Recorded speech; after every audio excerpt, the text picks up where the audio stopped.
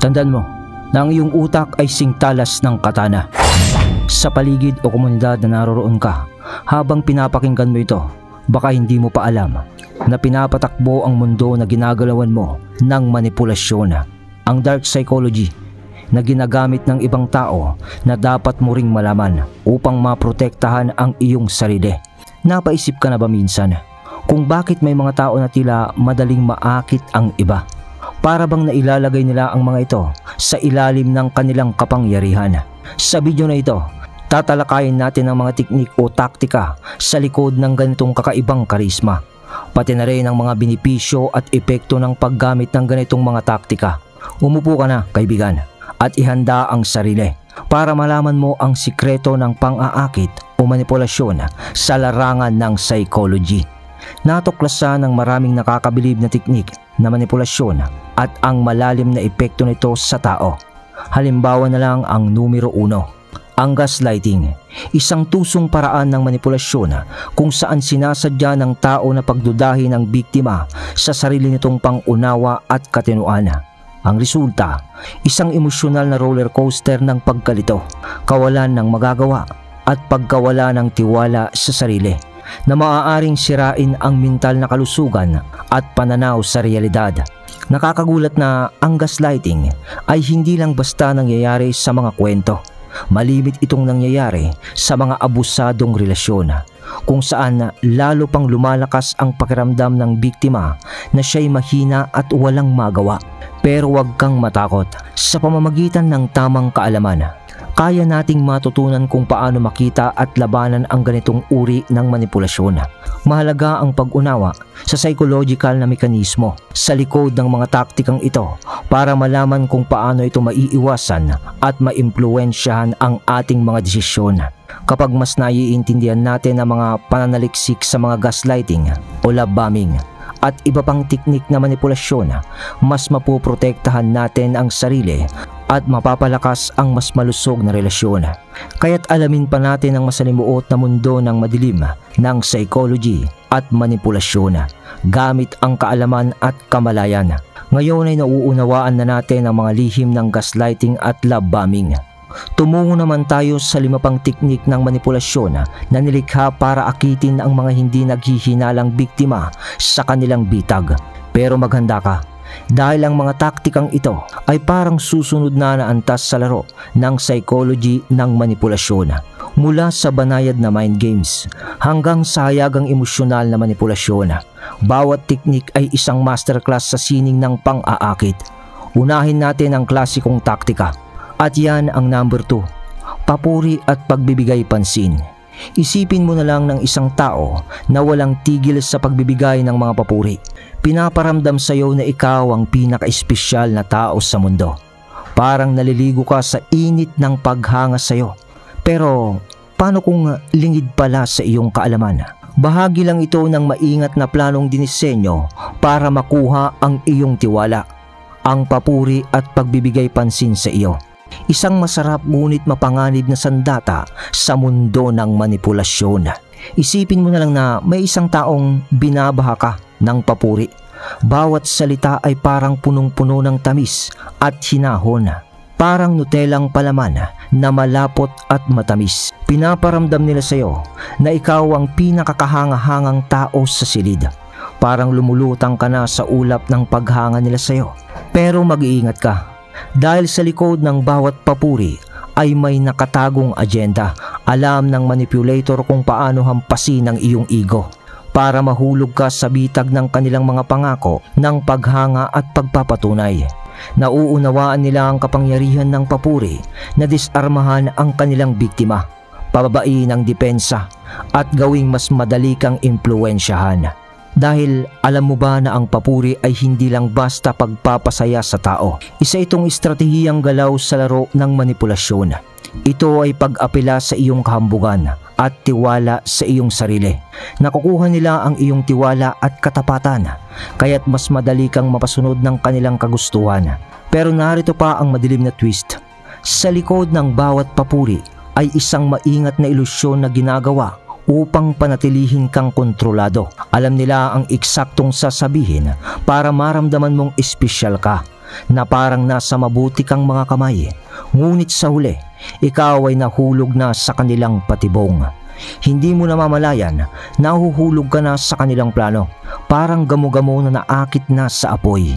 Hindi mo na matanggihan ang kanilang mga papuri, ngunit hindi mo alam, ikaw pala'y naging biktima ng tusong taktika na ito. Nakulong ka sa kanilang bitag ng manipulasyon at panlilinlang.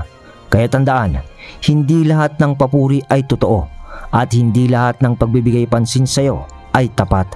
Mag-iingat ka sa matatamis na salita ng manipulator dahil sa likod ng kanilang kaakit-akit na anyo ay isang pusong itim na handang samantalahin ang iyong kahinaan para sa kanilang sariling interes o pakinabang sa iyo. Sa numero 3 tayo, ang taktika ng paglalaro sa emosyon. Matindi to, kaibigan. Pakinggan mo.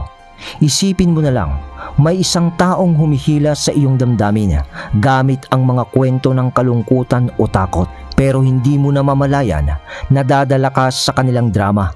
Nararamdaman mo na para bang ikaw lang ang makakatulong sa kanila, pero mag-iingat ka dahil sa likod ng kanilang mga luha ay isang tusong manipulator na handang gamitin ang iyong malasakit para sa sarili nilang kapakinabangan. Maaring pakiramdam mo'y mahina, malungkot o walang kasiguraduhan sa hinaharap. Biglang dumarating ang isang taong tila alam na alam ang nararamdaman mo, na tila ba nababasa ang iyong iniisip bago mo pa ito sabihin. Alam nila ang eksaktong sasabihin para maantig ka sa kanila upang mapindot nila ang mga takot, kagustuhan at insecurities mo na may nakakakilabot na katumpakan. Ito ang kapangyarihan ng paglalaro sa iyong emosyon. Isang taktika ng manipulasyon na parang direktang mula sa madilim na aklat ng tusong estratehiya. Ang mga manipulator na bihasa sa ganitong taktika ay eksperto sa paggamit ng iyong kahinaan para sa kanilang sariling kapakinabangan. Gumagawa sila ng mga kwento ng paghihirap at trahedya. Inilalagay ang kanilang sarili bilang biktima na nangangailangan ng iyong tulong at malasakit. Bago mo pa ito mapansin, nahuli ka na sa kanilang bitag ng emosyon at ang magiging pakiramdam mo ay obligadong magbigay ka ng suporta at pagkalinga sa kanila. Pero narito ang madilim na bahagi. Sa likod ng kanilang peking luha at taos-pusong pakiusap ay isa itong tusong manipulator. Ginagawang parang puppet ang iyong emosyon. Alam nila na sa pag-antig ng iyong damdamin ay makakakuha sila ng kontrol sa iyong isipan at kilos. Ginagawa kang mas madaling ma-impluwensyahan nila. At papaano mo maiiwasang mahulog sa ganitong manipulasyon? Magsimula ka sa kamalayan. Kilalanin kung kailan ginagamit ng isang tao ang isang emosyon para makuha ang gusto nila. Magtiwala sa iyong pakiramdam at huwag matakot tanungin ang pagiging totoo ng kanilang mga ipinapakita. At higit sa lahat, tandaan na ang tunay na koneksyon ay nakabase sa tiwala, katapatan at pagkakapantay-pantay, hindi sa manipulasyon o panlilinlang. Protektahan ang iyong puso at isipan laban sa gustong samantalahin ang iyong damdamin para sa kanilang sariling interes lamang. Sa numero 4 tayo. Taktika ng isolation o paglayo. Isipin mo na lang na unti-unti kang nalalayo sa iyong mga kaibigan, pamilya at suportang network mo, hanggang sa ang natitira na lang sa mundong ginagalawan mo ay ang manipulator na bulong ng bulong sa iyong tenga, na para bang na-stranded ka sa isang disyertong isla at ang tanging makakatuwang mo ay ang mismong taong naglagay sa iyo doon. Bakit makapangyarihan ang isolation na manipulation? Simple lang, sa pagputol ng iyong koneksyon sa mga taong nagmamalasakit sa iyo, nakakakuha ang manipulator ng buong kontrol sa iyong isipan, damdamin at realidad.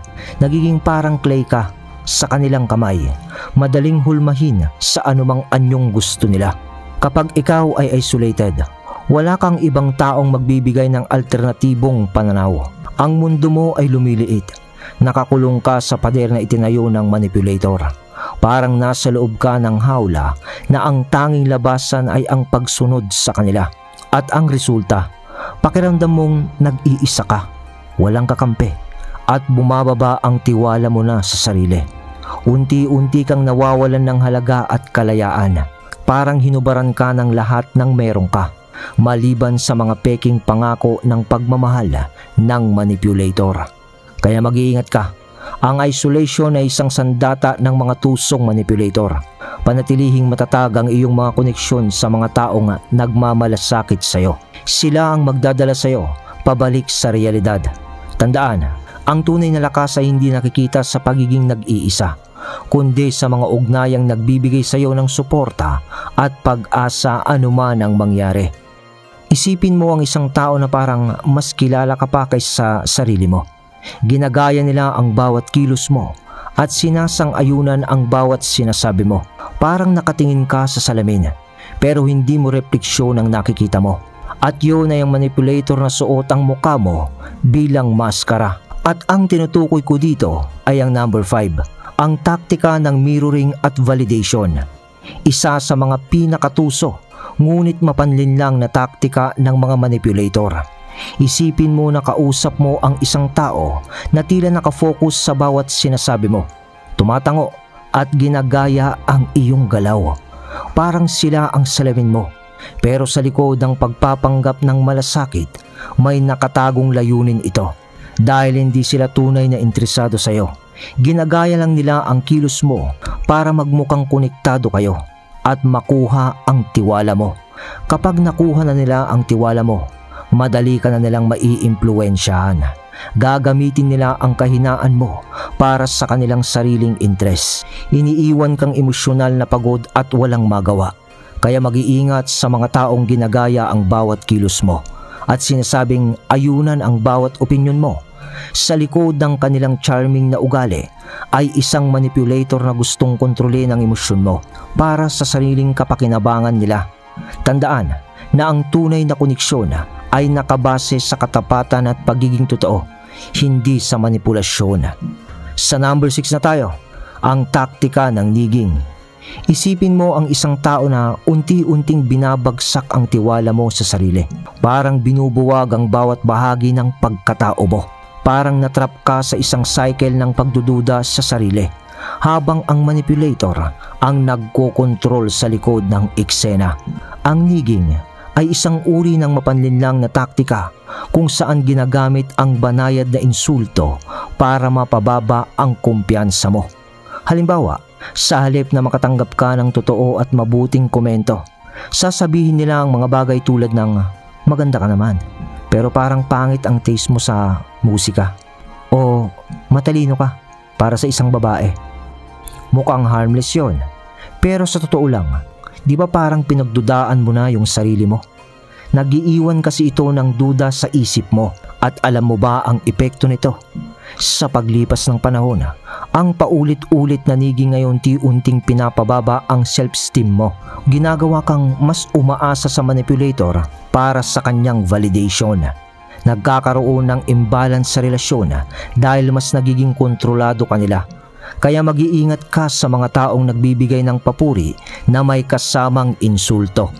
Maaring ginagamit nila ang taktika ng niging para makuha ang kontrol sa iyo. At iyan nga ang ilan na dark psychology taktika ng mga manipulasyon. Pero sandali, mukhang nakakaakit ang mga ito na gamitin para rin sa iyong interes, hindi ba? Ngunit paalaala lang, ang paggamit ng mga ganitong paraan ay nagdudulot ng pagkasira ng tiwala at relasyon. Kaya nga't kung gagamitin mo man ang mga nalalaman mong taktika dito, mag-subscribe ka muna sa channel, kaibigan, at gamitin ang kaalaman at impluensya para sa kabutihan. Magtayo ka na lang ng koneksyon na nakabase sa katapatan, respeto at tunay na malasakit.